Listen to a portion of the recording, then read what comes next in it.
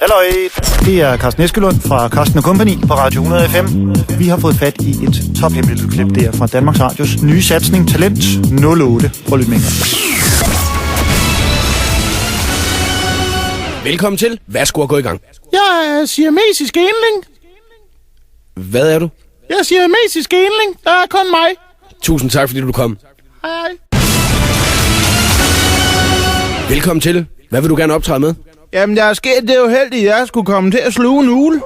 Jeg ved ikke, om man kan bruge det til noget, men jeg tænkte, så kunne jeg komme herind, og så kunne det være, at der kunne ske et eller andet, sådan så jeg måske blev kendt eller berømt på det, at jeg lige kom til at tage den ned i maven i hvert fald. Den har siddet dernede i 4 til 5 timer nu.